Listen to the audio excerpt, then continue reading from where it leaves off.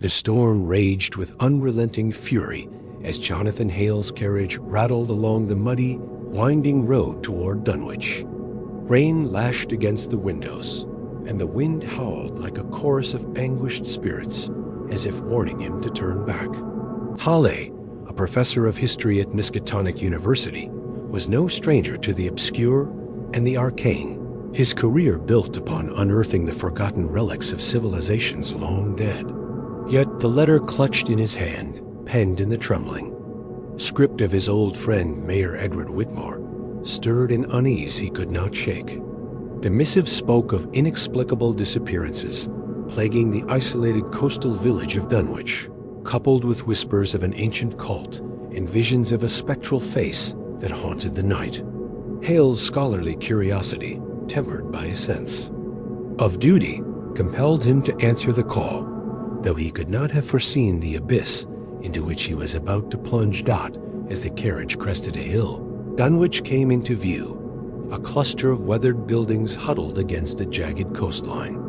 The village seemed to crouch beneath a sky bruised with storm clouds, its silhouette framed by the churning gray of the Atlantic. The air was thick with the briny tongue of the sea, mingled with an inexplicable odor of decay that seemed to seep from the very earth. Hollow disembarked, his boots sinking into the mire, and made his way to the village square where Whitmore awaited him. The mayor, a gaunt man with hollowed eyes, greeted him with a handshake that trembled slightly. "Jonathan, thank God you've come," Whitmore murmured, his voice barely audible above the wind. He offered little in the way of explanation, only urging Halley to settle at the local inn and promising a fuller account come morning. The inn, a sagging structure with peeling paint, was no more welcoming than the village itself. The few patrons within sat hunched over their drinks, their faces pale and drawn, their eyes darting away when Halley met their gaze. The innkeeper, a wiry woman with a perpetual frown, handed him a key without a word, as if his presence were an unwelcome intrusion. Halley retired to his room, a cramped space with a single window that rattled in its frame. He sat at a rickety desk, unfolding Whitmore's letter once more, its cryptic words gnawing at his mind. "The vanishings continue, and the people speak of a face in the shadows. I fear we have awakened something we cannot control." Unable to sleep, Halley ventured out the next morning to explore Dunwich, hoping to glean some insight into its mysteries. The village was a labyrinth of narrow streets, its houses leaning precariously as if burdened by centuries of secrets. The townsfolk moved with a peculiar lethargy, their whispers ceasing whenever Hall drew near. At the edge of the village, he came upon the ruins of an ancient church, its steeple long collapsed, its stones blackened by time or something more sinister. Compelled by instinct, Halley stepped inside, his footsteps echoing in the hollowed nave. The air was thick with dust, and faint carvings adorned the crumbling wall symbols that seemed to writhe under his gaze, defying any language he knew in. A shadowed corner, Halley discovered a pile of moldering manuscripts, their pages brittle with age. Among them were diaries, written in a spidery hand, chronicling the activities of a cult that once thrived in Dunwich. The entries spoke of rituals performed under moonless skies, offerings made to a being referred to only as the face beyond the veil. The words sent a chill through him, their implications too vast for his rational mind to fully grasp. As he pored over the texts, a shadow fell across the page. A stooped figure, cloaked in tattered rags, stood in the doorway. "You shouldn't be here," the man rasped, his voice a mix of fear and menace. "If you see the face, you'll wish you hadn't. Leave Dunwich, stranger, while you still can." Hale's resolve only hardened at the warning. He pressed the man for answers, but the figure retreated into the mist, leaving only the echo of his words. Returning to the manuscripts, Halley found a tattered map tucked within one of the diaries, its faded lines marking a path to a cavern beneath the cliffs, accessible only at low tide. The discovery quickened his pulse. It was a tangible lead, a thread to follow in the unraveling tapestry of Dunwch's horrors. He pocketed the map, his mind racing with questions about the cult and its connection to the disappearances. That night, as the storm resumed its assault on the village, Hale's sleep was plagued by a vivid nightmare. He stood on a desolate shore, the sea roiling before him, and from its depths emerged a face not human, but a grotesque mockery of one, its features shifting like smoke, its eyes burning with an alien malice. He awoke with a start, his heart pounding, the image seared into his mind. The room felt colder, the shadows deeper, as if the dream had left some residue of its terror in the waking world dot by dawn. Hale's determination had solidified. The cryptic warnings, the ancient texts, the map, they all pointed to a truth buried beneath Dunwch's surface, one he was compelled to uncover. He resolved to seek out the remaining villagers, to pry what he could from their reluctant tongues, and to prepare for a descent into the cavern marked on the map. Whatever the face was, it held the key to the village's torment, and Hale would not rest until he had confronted it. Yet, as he stepped into the gray light of morning, a sense of foreboding settled over him, a whisper in his soul that some truths were better left buried. Jonathan Hale awoke to a Dunwich shrouded in a fog so dense it seemed to swallow the village whole. The memory of his nightmare lingered, the spectral face haunting his thoughts as he dressed and steeled himself for the day's work. The map to the cavern, tucked safely in his coat, felt like a weight against his chest, a reminder of the perilous path he had chosen. Determined to unravel the mystery of the disappearances and the cult's lingering presence, Hale set out to probe the villagers for answers, though he suspected their silence would be as impenetrable as the mist. His first stop was the village market, a sparse affair where a handful of townsfolk bartered fish and wilted produce under sagging awnings. Hall approached an elderly fisherman, his hands gnarled from years at sea, and inquired about the recent vanishings. The man's eyes, clouded with cataracts, darted nervously before he muttered about bad tides and turned away.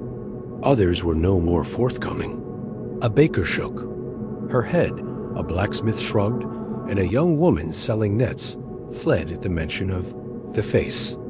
Yet Hale noticed something peculiar, faint symbols, like those in the church runes, etched discreetly on door frames and stall post spirals and jagged lines that seemed to pulse with an unnatural rhythm. Frustrated but undeterred, Hale wandered the village's outskirts, where the houses grew sparser and the air heavier with the stench of decay. He came upon an abandoned cottage, its windows boarded, its roof half collapsed. Compelled by instinct, he forced the door open, revealing an interior choked with dust and cobwebs. Amid the debris, he found a leather-bound journal, its pages yellowed but intact. The entries, written by an unnamed author, detailed the cult's activities with chilling clarity. Human sacrifices offered to the face beyond the veil to appease its hunger, performed in a cavern beneath the cliffs. The journal confirmed Hale's worst fears. The disappearances were no accident, but the work of a malevolent force and its devotees dot as dusk fell. Ali returned to the inn, the journal hidden under his coat. The fog had thickened, and the village felt eerily still, as if holding its breath. He barely reached his room when a sudden noise, a scuffle outside, drew him to the window. In the alley below, 3 figures in hooded cloaks converged. There, faces obscured. Before he could react, the door to his room splintered inward, and 2 of the cloaked figures lunged at him. Hale fought back, overturning a chair to block their advance, but a blow to his shoulder sent him staggering. Adrenaline surged, and he slipped past them, fleeing into the night. The attackers pursued, their footsteps echoing, but Hale's knowledge of the village's twisting streets allowed him to lose them in the fog. Bruised and shaken, he hid in a derelict shed until dawn, his mind racing with the realization that the cult was not only active, but aware of his meddling. The attack only fueled Hale's resolve. At first light, he sought out Mayor Whitmore, confronting him in the town hall. The mayor's face blanched as Halle recounted the assault and the journal's revelations. "You knew," Halle accused, his voice steady despite his anger. Whitmore slumped, his bravado crumbling. "I didn't want to believe it," he whispered. "The cult. They've always been here, hiding among us. I thought ignoring them would keep the peace, but they've grown bold. They take who they want, and we're powerless." He begged Halle to leave Dunwich, to save himself, but Halle refused, demanding to know when the cult would next gather. Whitmore, broken, admitted a ritual was planned for the following night, though he knew little more. Hall spent the day preparing, his body aching, but his mind sharp. He studied the map again, memorizing the path to the cavern, and armed himself with a lantern, a pocket knife, and a revolver borrowed from the innkeeper's stash. The journal's descriptions of the face gnawed at him, its alien nature, its power to drive men mad, but he pushed the fear aside. If the cult was behind the disappearances, confronting them was the only way to stop the horror.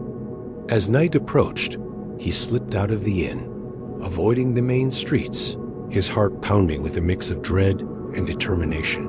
The fog had lifted slightly, revealing a sky devoid of stars, as if the heavens themselves recoiled from Dunwich's secrets.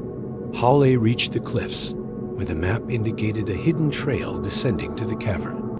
He paused, gazing at the sea, its waves crashing with a rhythm that felt almost ritualistic. The weight of his task pressed upon him, but there was no turning back. He would infiltrate the cult's gathering, witness their rites, and if possible, disrupt their plans. Whatever, the face beyond the veil was, Halle vowed to face it not as a victim, but as a scholar seeking truth, however terrible it might be. The night was a void, the moonless sky above Dunwich, an inky expanse that seemed to press down upon Jonathan Hyley as he descended the treacherous cliffside trail. The map, now creased and worn from constant handling, guided him toward the cavern. Beneath the cliffs, its entrance revealed only by the receding tide. The sea roared beside him, its waves clawing at the rocks as if eager to reclaim the secrets hidden below. Hale's lantern cast a feeble glow, illuminating jagged stone and pools of brackish water, but it did little to dispel the oppressive dread that clung to him. The attack from the previous night had left his shoulders stiff and his nerves frayed, yet his resolve held firm. He would confront the cult, expose their rites, and end the terror gripping Dunwich or die trying. The trail ended at a gaping maw in the cliff face, the cavern's entrance exhaling a damp, fetid breath. Halle extinguished his lantern to avoid detection, relying on the faint phosphorescence of the cave walls to guide him. The air grew colder as he ventured deeper, the sound of dripping water mingling with distant, rhythmic chants that sent a shiver through his bones. Creeping forward, he found a ledge overlooking a vast chamber, its floor slick with seawater and illuminated by the flickering light of black candles arranged in a spiral. Hooded figures, perhaps a dozen, stood in a circle, their voices rising in a guttural tongue that seemed to twist the air itself. Hale's heart pounded. He had found the cult's sanctum dot at the center of the spiral. A crude altar of stone glistened, with dark stains, and above it, a dense mist began to coalesce. The chants grew louder, more fervent, and the mist took shape a grotesque face, its features blurred as if seen through warped glass, floating above the altar like a specter. Its eyes, if they could be called that, glinted with an unnatural light, and its mouth, a lipless gash, seemed to pulse with silent malice. Hale's breath caught. This was the face beyond the veil, the entity described in the journal, and its presence filled the cavern with an almost tangible malevolence. He pressed himself against the rock, fighting the urge to flee, his scholar's mind desperate to understand what he was witnessing. The ritual reached a fever pitch, and one of the cultists, a figure taller than the rest, raised a curved dagger. Hale's blood ran cold as he realized a sacrifice was imminent, but no victim was brought forth yet. His presence, however, did not go unnoticed. A cultist glanced upward, their hood slipping to reveal a face marked by fanatic devotion, and a cry rang out. Before Hale could retreat, hands seized him from behind, dragging him into the chamber. His revolver clattered to the ground, useless, as the cultists bound his wrists with coarse rope. "You were warned," hissed the tall figure, their voice a venomous whisper. "Now you will see." Forced to his knees before the altar, Hale struggled against his bonds, but the cultist's grip was unyielding. The chanting resumed, and the floating face shifted, its blurred features sharpening into a mask of grotesque beauty, almost human, yet hideously wrong, as if crafted by a mind alien to earthly laws. The cult leader commanded Hale to look upon it, to receive the truth. Against his will, his gaze locked onto the entity, and in that moment, the mask dissolved. What lay beneath defied comprehension. A writhing mass of shadowy tendrils, eyes like fractured stars, and a maw that seemed to open into an endless void. The sight clawed at Hale's sanity, a torrent of cosmic horror flooding his mind. Threatening to shatter it with a desperate surge of will, Hale tore his eyes away, the effort leaving him gasping.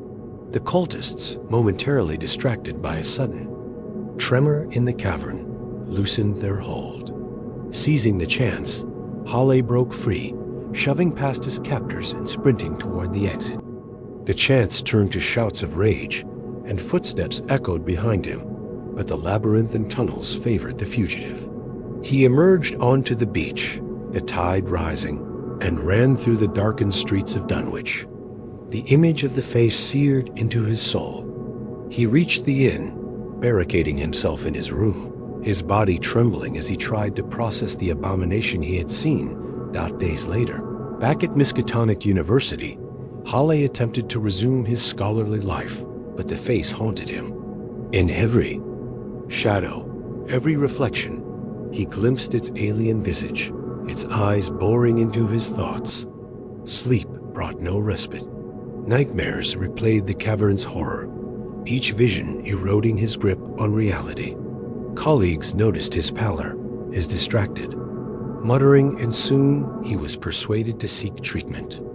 Confined to an asylum, Hale spent his days scribbling frantic sketches of the face, its form spilling onto every scrap of paper he could find. The doctors called it madness, but Hale knew better.